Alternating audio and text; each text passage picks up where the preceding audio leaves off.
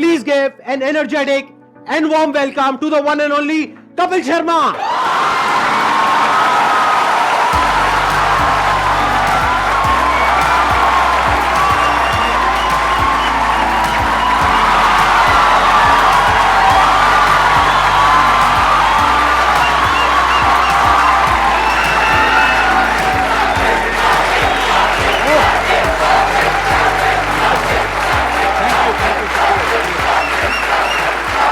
Please, thank you. Thank you इतने प्यार के लिए, मोहब्बत के लिए। क्या एनर्जी आप सबकी, वाह।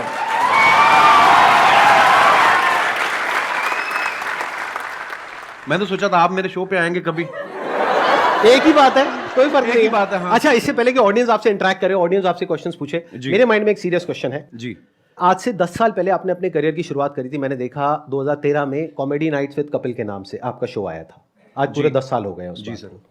तो तब क्या आपने सोचा था कि एक दिन आपको संदीप महेश्वरी शो में आने का मौका मिलेगा?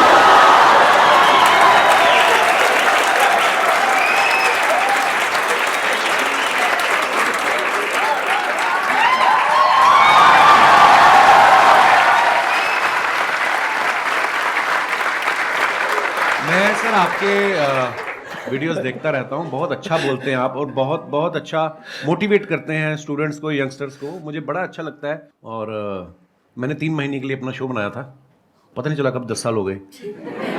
लोगों का प्यार है और आप सबकी। लोग बहुत प्यार करते हैं सर आपको।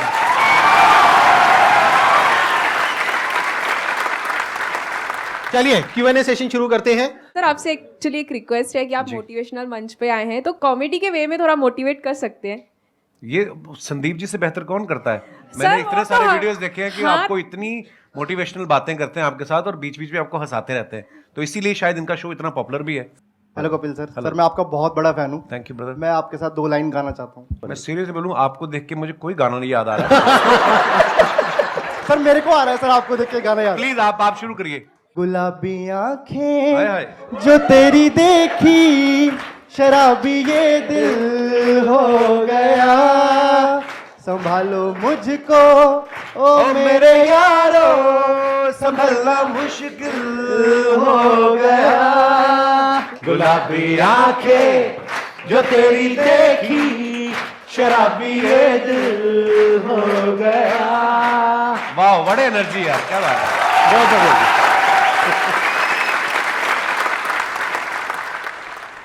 सर मैं बहुत ज़्यादा बोलती हूँ, बहुत ज़्यादा, हद से ज़्यादा बोलती हूँ। भगवान उसका भला करे जिससे आपकी शादी होगी।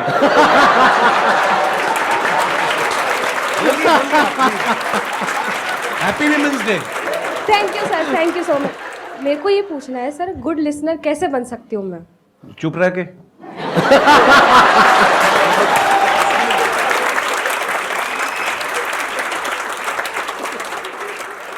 मेरा एक क्वेश्चन था कि आजकल जैसे इंस्टाग्राम पे भी बहुत सारे इन्फ्लुएंसर्स बढ़ रहे हैं, तो कुछ ही टाइम में उनका कंटेंट की कमी हो जाती है, तो आप इतने साल से रेगुलरली कर रहे हो, तो आप कैसे अपने आप को रेलेवेंट रख रहे हैं और हम सबके लिए मतलब अभी भी इतना एंटरटेन कर रहे हैं, और कैसे कर पा रहे हैं?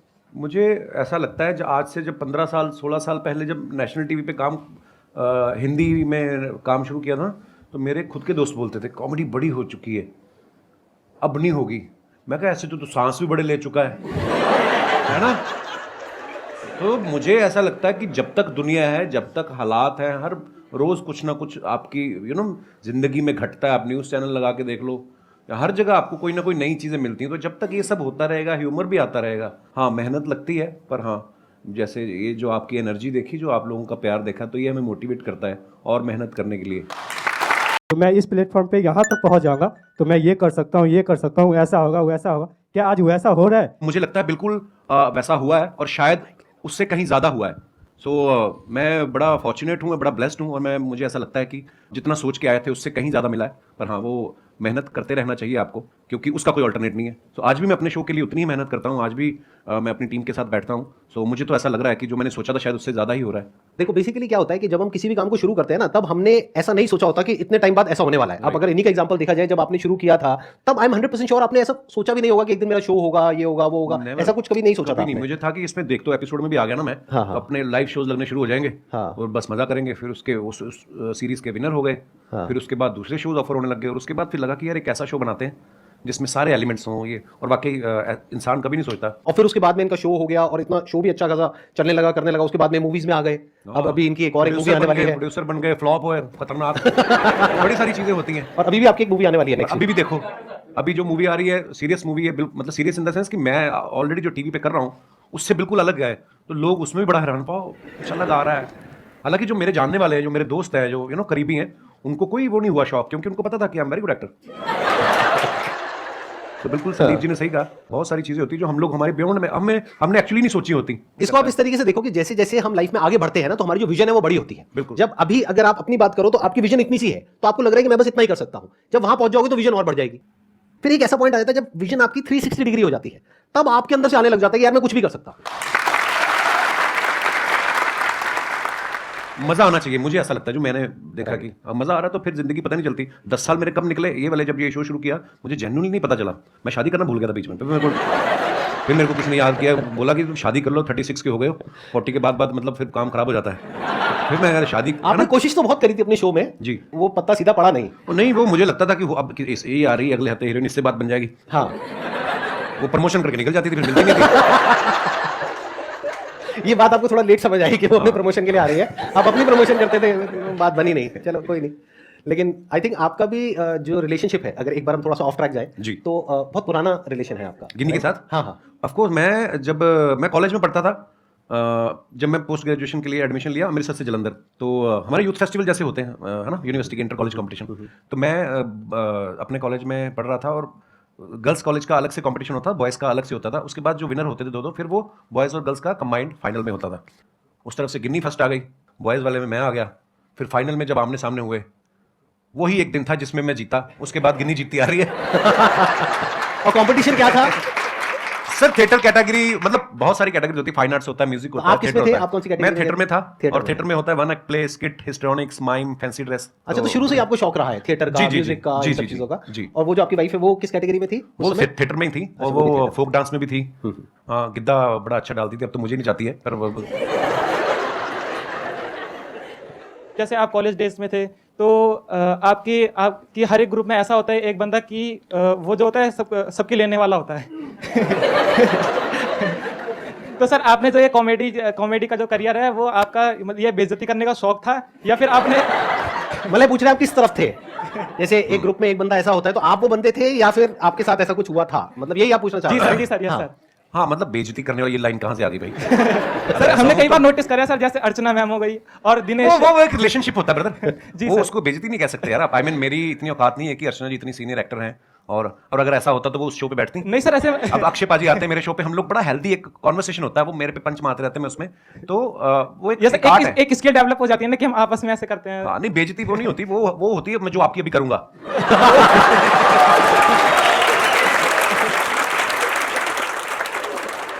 मैं स्कूल में ऐसा नहीं था, बिल्कुल कॉलेज में भी ऐसा नहीं था। हाँ, पर मुझे लोगों को हंसाना अच्छा लगता था, पर मैं बड़ा इंट्रोवर्ट था। मुझे लगता है कि शायद मैंने ना बहुत साल लोगों को ऑब्जर्व करता रहा, देखता रहा, अलग अलग कैरेक्टर्स। तो जैसे अभी मैडम ने भी सवाल पूछा था, तो वो चीज़ें डेवलप हो रही होती हैं, आपको नहीं पता होता है कि आपके अंदर कुछ डेवलप हो रहा है धीरे धीरे करके। तो अच्छा लगता था लोगों को हंसाना। सो आई थिंक उसी की वजह से अपने आप पर भी हंसना भी स्किल है सर। कई लोग हैं जो अपने आप पे हंस ही नहीं पाते। सबसे पहले अपने ऊपर हंसो। एक मैं आपको मंत्र बताऊं छोटा सा, अगर आपको लगे ना कि यार मेरे बारे में लोग क्या कहेंगे, सबसे पहले अपने बारे में खुद ही कह दो। जब आपके शो में कोई भी आता है, या जैसे एक्टिंग हो गया या सिंगर, तो आपको किस में मजा आता है? आपने एक्ट्रेस तो बोला ही नहीं। मेन मजा वाली बात है सिंगर है। सिंगर के साथ ज्यादा मजा आता है या? हाँ, मुझे एक्चुअली क्योंकि पर्सनली मुझे म्यूजिक का बहुत शौक है। नहीं, एक्टर के साथ भी बहुत मजा आता है, मस्ती मजाक करते हैं, पर कोई जब सिंगर आता है तो उससे ये होता है कि आप भी एंटरटेन होते हो ना, नहीं तो अदरवाइज हम उनको कर रहे होते हैं, ऑडियंस को कर रहे होते हैं। तो म्यूजिशियंस कोई भी आते हैं, सिंगर, या तो मुझे बड़ा अच्छा लगता है। Thank you. क्वेश्चन मेरा ये है, जैसे कि सर वैसे मैं डिजिटल मार्केटिंग करता हूँ और क्या कहते हैं मिमिक्री वगैरह भी कर लेता हूँ मैं। अच्छा जी। बट मैं कहीं चैनल वगैरह पे किसी चीज़ पे मैंने कोई चैनल वगैरह नहीं बनाया। वैसे क्लाइंट के लिए हम लोग ये काम करते हैं, तो उनकी जो सोशल मीडिया अकाउंट है मैं अच्छे खासे रीच उन पे ला सकता हूँ, बट मेरे को टाइम नहीं मिल पाता। ऐसा भी नहीं है, बहुत कुछ करता हूँ, मतलब समझ में नहीं आता कि टाइम क्यों नहीं मिलता अपने लिए अगर निकालना चाहूँ तो। आप जवाब देंगे, मैं जवाब दूं? हाथ तो नहीं उठाना चाहते ना? मेरा आपसे सवाल है अब, ये सवाल आपने हमसे क्यों पूछा? क्योंकि आपका टाइम है। देखो, मैंने जैसे कहा कि आपको जिस चीज में मजा आता है, अगर आपको लग रहा है कि आपको जो आप जो कर रहे हैं उसमें आपको मजा आ रहा है, तो फिर आप वो अपने लिए कर रहे हैं, आप ही का टाइम है। और अगर आपको उसमें मजा नहीं आ रहा, तो फिर मजा ढूंढने का। नहीं सर, मजा तो आता है, मतलब वही है कि टाइम नहीं मिल पाता, पता नहीं कैसे नहीं मिल पाता। भाई टाइम मिलता नहीं है, निकालना पड़ता है।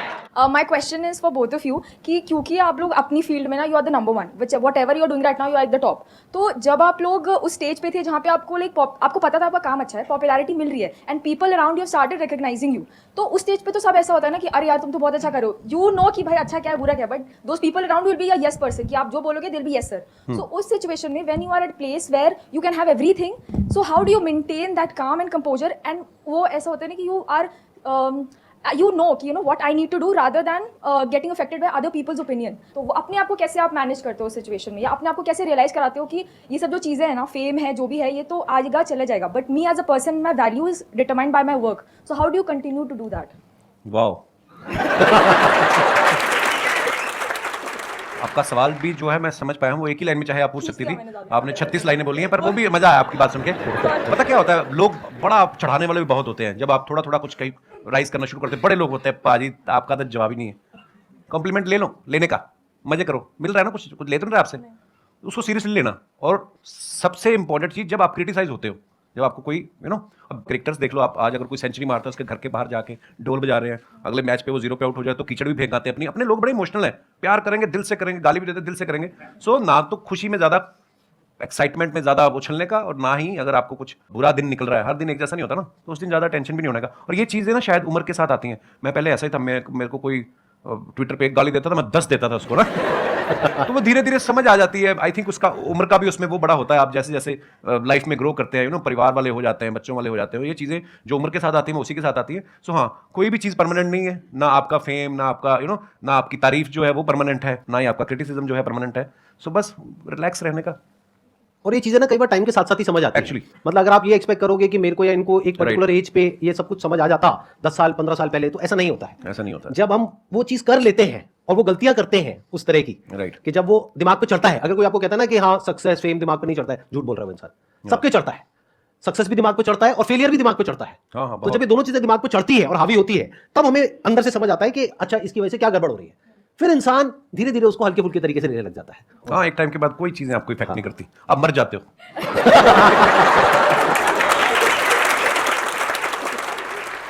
मेरा एक ही क्वेश्चन है, हम खुद का बिजनेस करें या कुछ भी कर रहे हैं, हम कैसे टीम बिल्ड करें, उनके अंदर कैसे लॉयल्टी लेके आए, हम कैसे पता करें उनके दिल के अंदर हमारे लिए मतलब बहुत ज़्यादा लॉयल्टी है, मतलब समर्पण है हमारी कंपनी के लिए, हमारे लिए, हमारे टीम मेंबर के लिए। It's a good question. और ये हम सिर्फ टीम पे नहीं लगा सकते इस फंडे को, हम दोस्ती पे भी लगा सकते हैं, बिल्कुल, फ्रेंडशिप पे भी लगा सकते हैं, रिलेशनशिप बोल सकते हैं, any kind of relationship, that could be a professional relationship और अ पर्सनल रिलेशनशिप। तो कोई भी रिलेशनशिप हो किसी भी तरीके की, उसको स्ट्रॉन्ग कैसे किया जाता है? देखो, आप सामने वाले के मन में क्या चल रहा है ये तो आप कभी भी नहीं जान पाओगे। अगर आपको ऐसी कोई शक्ति मिल जाए तो तुम बिजनेस छोड़ के तुम तो लड़कियों के पीछे लग जाओगे कि मुझे तो पता है इसके दिमाग में क्या चल रहा है। सो देखो, ये शक्तियां तो मुझे नहीं पता कहाँ से आती हैं, हाँ, लेकिन आपको कहीं ना कहीं अंदर से पता चल जाता है कि कौन मेरे लिए अच्छा सोच रहा है। अच्छा, ऐसा भी नहीं है कि जो आज आपके लिए अच्छा है वो आज से 5 साल बाद हो सकता है उसके मायने बदल जाएं, उसकी आपसे एक्सपेक्टेशन अलग हो जाए। जो मेरे भी बहुत ऐसे मेरे दोस्त हैं, आज भी मेरे वही दोस्त हैं स्कूल कॉलेज के, पर कई दोस्त ऐसा भी होता है कि वो आपसे कुछ और उम्मीद करने लग जाते हैं। समय बहुत बड़ी चीज़ है, समय के हिसाब से आपके विचार भी बदलते हैं, सब कुछ होता है। पर हाँ, अगर आपको ये जानना है कि ये मेरे लिए कितना लॉयल है, तो ये सोचना छोड़ दो, आप अपना 100% उसको दे दो। जब वो देखेगा कि आप उसको कितनी मोहब्बत से इसको ट्रीट कर रहे हो, तो वो सेम शायद बदले में आपको ऐसा मिलेगा। तो इसको हम पढ़ते भी आए हैं कि आपके ही कर्म आपके आगे आते हैं। मुझे ऐसा लगता है, आप जब अपना 100% देते हो किसी को विदाउट एनी एक्सपेक्टेशन, आपके अंडर जो काम करते हैं जो भी, उनको अगर आप बहुत मोहब्बत देंगे तो शायद वो भी आपके लिए लॉयल ही होंगे। मेरा अपना टेक ये है कि अच्छे टाइम में कभी भी एक रिलेशनशिप की पहचान नहीं होती है। एक्चुअली अच्छे टाइम में तो सब अच्छे हैं, दोस्त भी अच्छे हैं, रिश्तेदार भी अच्छे हैं, टीम वाले भी अच्छे हैं, सब कुछ अच्छे हैं। जब बुरा टाइम आता है, तब क्या आप उसके साथ में खड़े हो या नहीं खड़े हो, और पूरे दिल से, उससे रिलेशन पक्का हो जाता है। मैं आप दोनों की बहुत बड़ी फैन हूँ। Thank you. प्लस आप दोनों ही बहुत पॉजिटिव पीपल हो, लाइक अगर देखें तो किसी को हंसा सकते हो बहुत इजीली और मोटिवेट भी कर सकते हो अपनी कॉमेडी से और अपनी बातों से। सब अग्री करेंगे कि हम कोई भी काम स्टार्ट करते हैं तो हम बहुत इम्पेशेंट हो जाते हैं उस चीज़ को लेके। तो आप इम्पेशेंट आप दोनों भी होते होंगे, तो आप कैसे डील करते हैं उस चीज़ से, दोनों? लाइफ में जो सबसे बड़ी क्वालिटी हम सबके अंदर होनी चाहिए, जो आई एम 100% श्योर इनके अंदर भी है, और वो लोग जो आगे बढ़े हैं लाइफ में, सबके अंदर है। लाइफ में अंदर चाहे जैसी भी हालत है, मन है चाहे नहीं है, जो करना है वो करना है। As simple as that, the show must go on. ये क्वालिटी हमारे अंदर सबके अंदर होनी चाहिए अगर हम लाइफ में आगे बढ़ना चाहते हैं, तो जो आज की जनरेशन में बहुत कम लोगों के अंदर होती है। हम क्या सोचते हैं, काम को शुरू करते हैं, रिजल्ट नहीं आया, छोड़ो बेकार है, फिर किया नहीं आया, बेकार है। बेकार है क्या होता है, करना है तो करना है ना। आगे सर, आपकी बारी। सेम। Thank you. मुझे पता था ऐसे ही कुछ आने वाला है यहाँ से। Thank you so much sir यहाँ पर आने के लिए। मुझे बहुत मजा आया आपसे मिलकर के। बहुत बढ़िया।